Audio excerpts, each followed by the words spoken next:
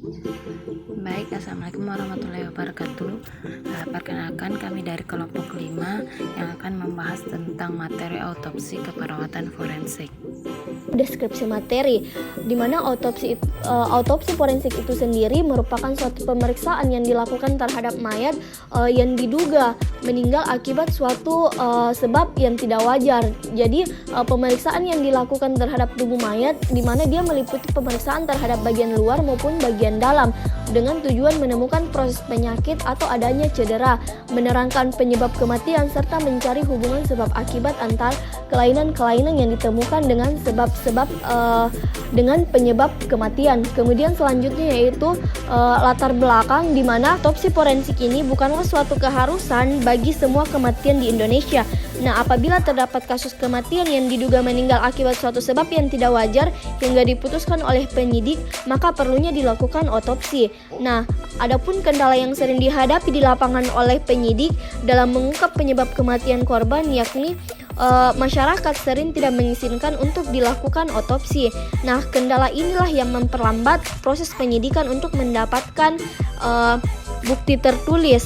Definisi dari otopsi itu sendiri, di mana otopsi ini merupakan suatu pemeriksaan yang dilakukan terhadap mayat yang diduga meninggal akibat suatu sebab yang tidak wajar. Nah, pemeriksaan otopsi ini sangat penting dilakukan untuk mencari tahu penyebab kematian untuk penyelidikan dan penegakan hukum.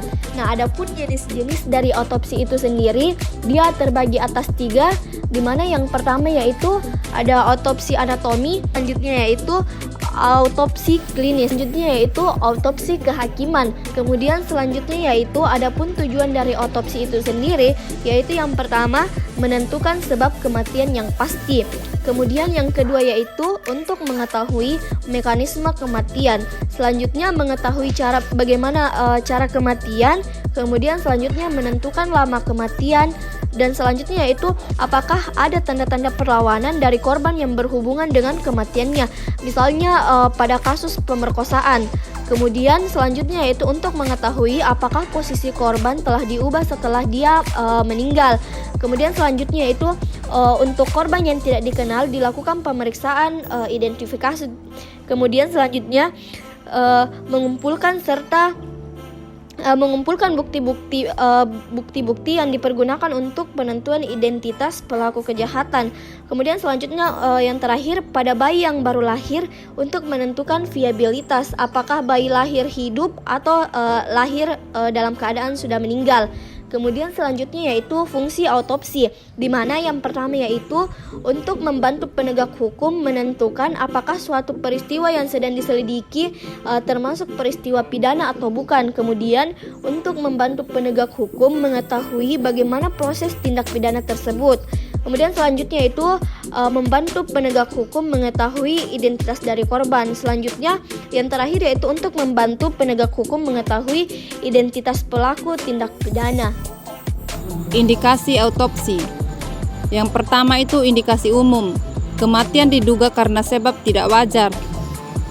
Yang kedua pembunuhan, ketiga bunuh diri, keempat kecelakaan, dan kelima belum diketahui indikasi lain. Yang pertama, kematian diduga terkait keracunan. Yang kedua, mati mendadak jika sebelumnya orang tersebut diketahui dalam kondisi sehat. Yang ketiga, kematian akibat sebab dan dapat mengancam kesehatan masyarakat. Yang keempat, kematian disebabkan penyakit, cedera, atau racun yang terkait pekerjaan. Selanjutnya, kematian terkait dengan prosedur diagnostik atau terapi. Kematian pada narapidana, individu yang tengah diinterogasi atau ditahan oleh aparat negara. Jenazah yang akan diremasi atau dikubur di laut. Jenazah tidak dikenal atau tidak diklaim oleh keluarga.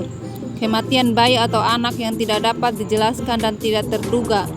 Dan yang terakhir, jenazah yang tidak diketahui tengah dipindahkan antara wilayah hukum tanpa surat kematian. Adapun hal-hal yang perlu diperhatikan saat autopsi, yang pertama itu tempat untuk melakukan autopsi. Yang kedua, autopsi hanya dilakukan jika ada permintaan untuk autopsi. Yang ketiga, autopsi forensik harus segera dilakukan begitu mendapat surat permintaan. Selanjutnya Selanjutnya, hal-hal yang berhubungan dengan penyebab kematian harus dikumpulkan dahulu sebelum memulai otopsi forensik. Selanjutnya, pencahayaan yang baik sangat penting pada tingkat otopsi forensik. Selanjutnya, identitas korban yang sesuai dengan pernyataan polisi harus dicatat pada laporan. Selanjutnya, ketika dilakukan otopsi forensik, tidak boleh disaksikan oleh orang yang tidak berwenang. Selanjutnya, pencatatan perincian pada saat tindakan otopsi forensik dilakukan oleh asisten. Dan yang terakhir, pada laporan otopsi forensik tidak boleh ada bagian yang dihapus. Selanjutnya, alat-alat yang digunakan saat autopsi. Yang pertama itu pisau bedah mayat, yang kedua pisau potong tulang rawan, yang ketiga pisau untuk memotong jaringan otak, yang keempat gunting usus, yang kelima gunting bedah, yang keenam pinset, yang ketujuh sonde tumpul, yang kedelapan pemotong tulang, yang kesembilan gergaji tulang atau kepala, yang 10 gergaji listrik, yang ke-11 mentil dan pahat, selanjutnya timbang mayat dan timbang organ, selanjutnya jarum jahit dan benang, gelar ukur, meteran pengukur panjang, sarung tangan karet, botol mulut lebar dengan penutupnya, gelas objek dan piring petri, dan baskom dan ember. Adapun metode atau teknik otopsi yaitu sebelum pemeriksaan luar dilakukan harus dimulai dengan identifikasi mayat.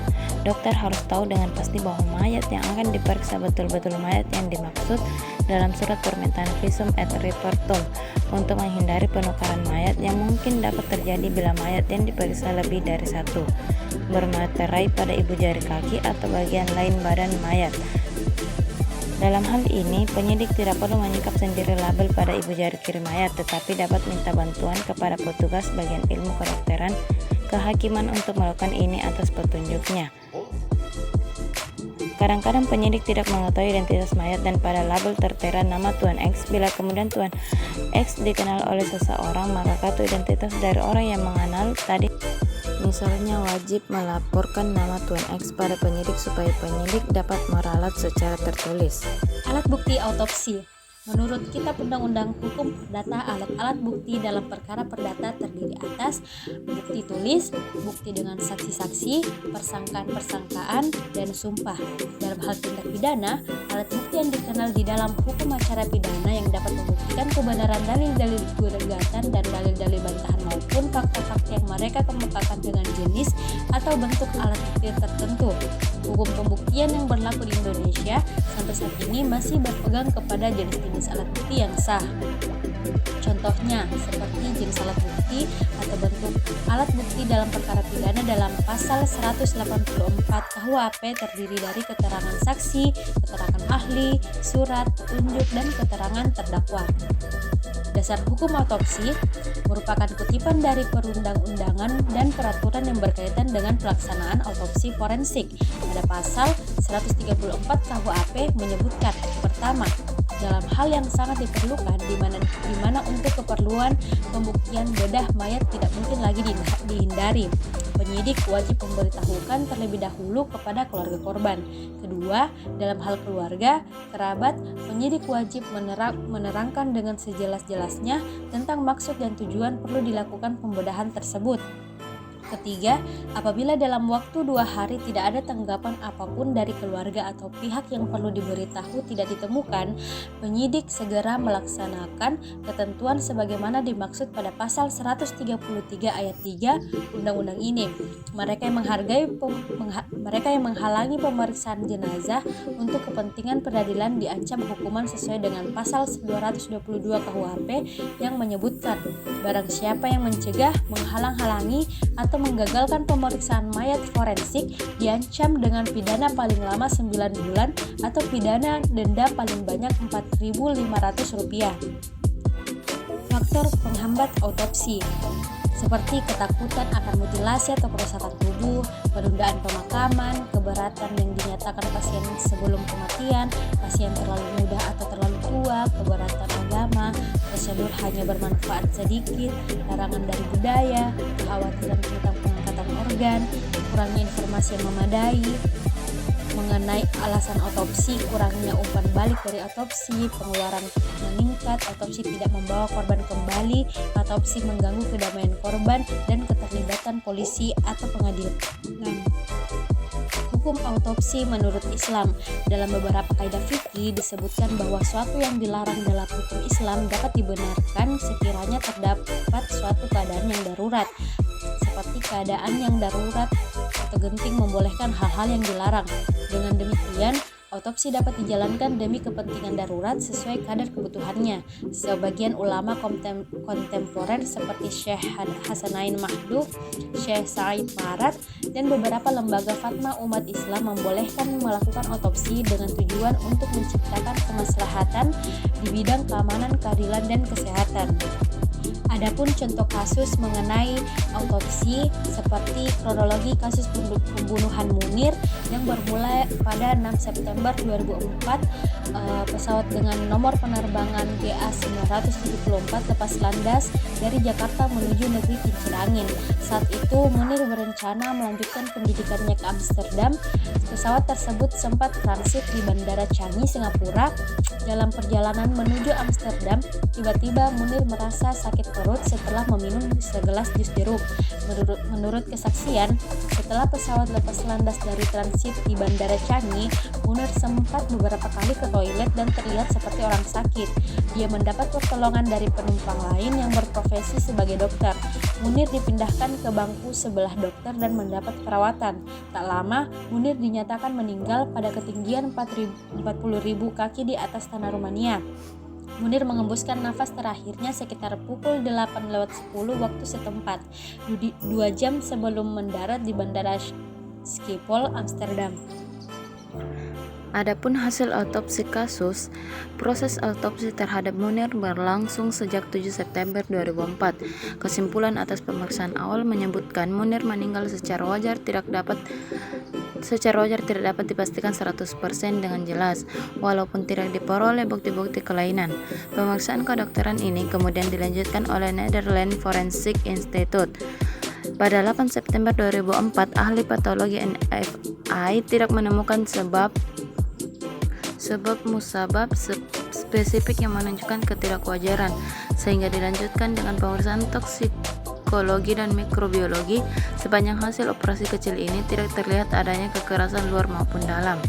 Adapun peran perawat forensik, yang pertama itu menyelidiki, yang kedua mengumpulkan bukti medis, yang ketiga sebagai saksi ahli, yang keempat merawat korban dan pelaku, dan yang kelima konseling.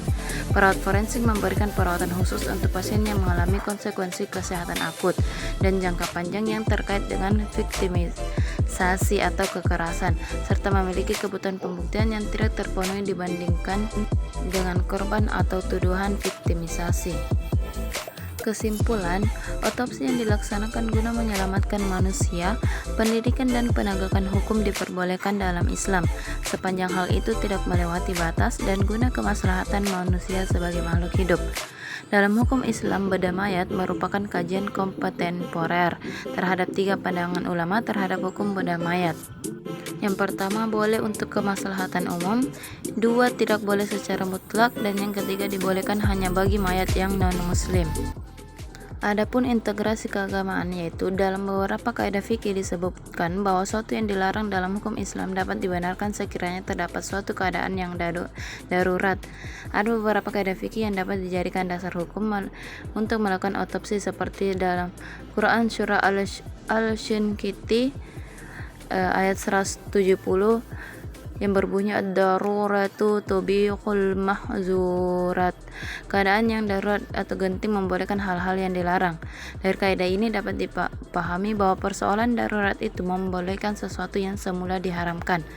Berangkat dari fenomena kasus pembunuhan, maka autopsi forensik sangat penting kedudukannya. Dengan melaksanakan autopsi forensik, maka dapat dipecahkan misteri kematian yang berupa sebab kematian, cara kematian, dan saat kematian korban.